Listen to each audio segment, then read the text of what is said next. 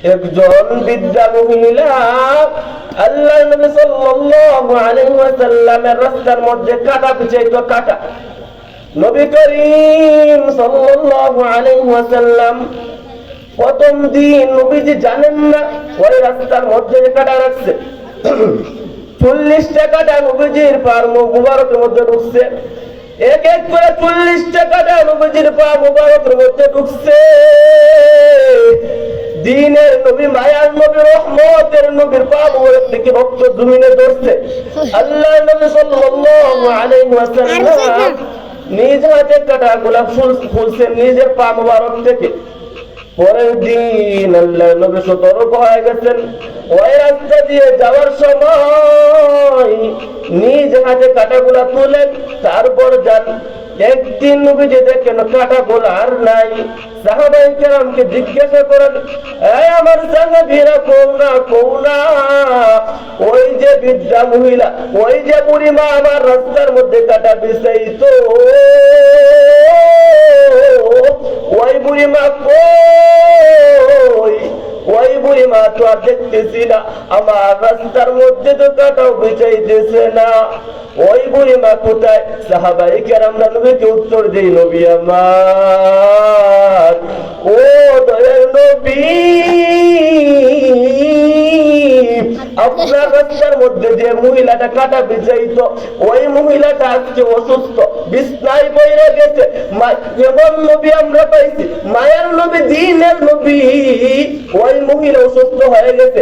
এই কথা শুনছেন, শুই না নবীজি, আমরা যে ওই জায়গার মধ্যে যখন থাকতাম আমরা তো ওটা বদ্ধ করতাম, এই মহিলা মরে না কেন, আমার রাস্তার মধ্যে কাটা বিছাই। নবী তা করে না।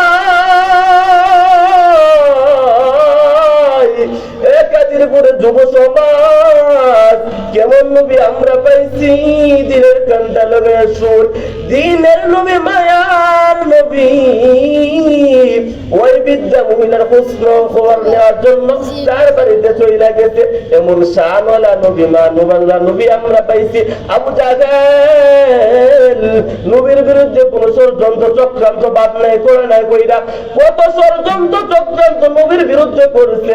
আবু জাহেল জীবনে শেষ মুহূর্তে আইসা বলতেছে, ভাতিজা মুহাম্মদের বিরুদ্ধে ষড়যন্ত্র চক্রান্ত কম করি নাই, শেষ পর্যায়ে আইসা একটা ষড়যন্ত্র কইরা জীবনটাতে চলে যাইতেছে।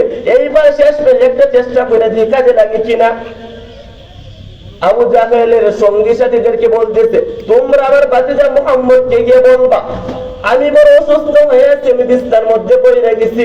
যদি আমার ভাতিজা এই কথাটা শুনে, আমার ভাতিজা এই কথাটা শুনে, তাহলে আমার ভাতিজা স্থির থাকবে না, আমার খবর নেওয়ার জন্য দৌড়ে চলে আসবে।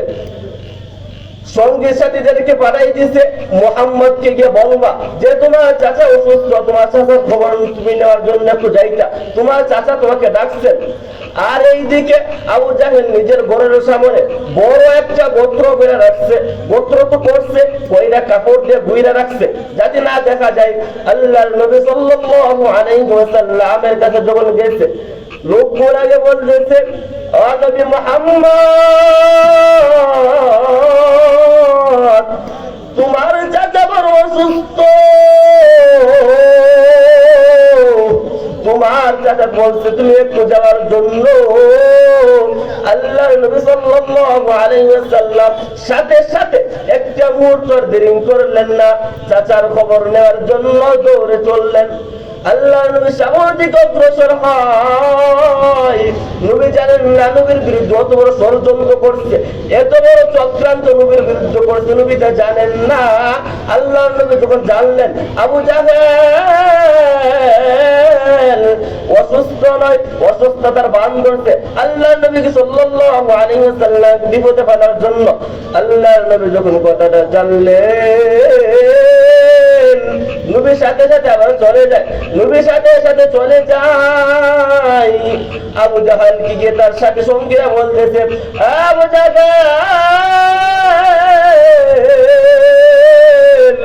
এ আমাদের লিডার,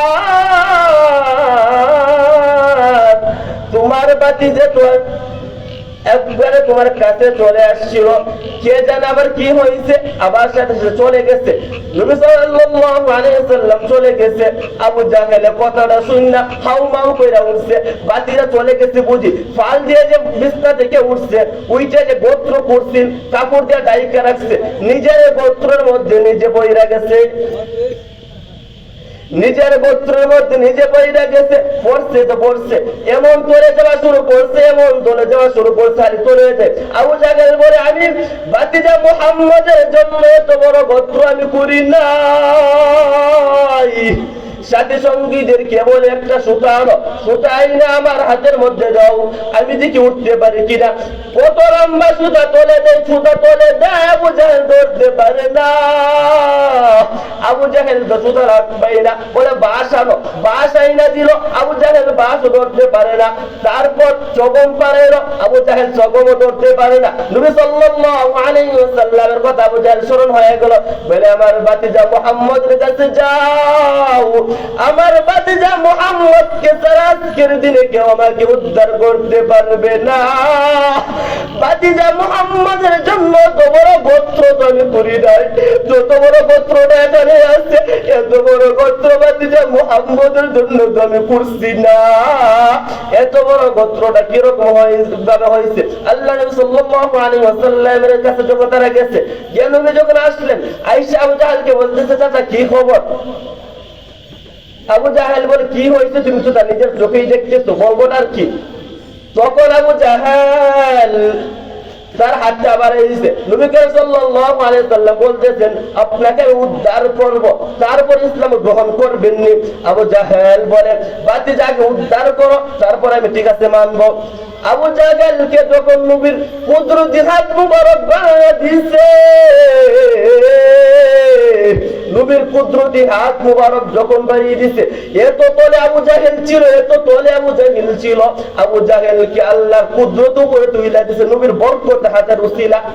এমন শানওয়ালা মানওয়ালা নবী আমরা পাইছি। যখন আবু জাহেলকে তুলছে, আবু জাহেল বলতেছে, ভাতিজা মুহাম্মদ এত বড় জাদুকর তুমি, এটা আগে জানতাম না, আজকে এত সুযোগ নাই, আপনাদের এখানে বেশি কথা বলতে পারলাম না, আর না হয় ঘন্টার পর ঘন্টা শেষ হয়ে যাবে, নবীর শান আর মান কি বলবো, রাত্রি পার হয়ে যাবে, নবীর শান শেষ হইবে। এমন শানওয়ালা নবী আমরা পাইছি। অন্য দিন যদি কোনো সুযোগ হয়, তাহলে ইনশাআল্লাহ নবীর শান এবং মান নিয়ে আপনাদের সামনে কথা বলবো।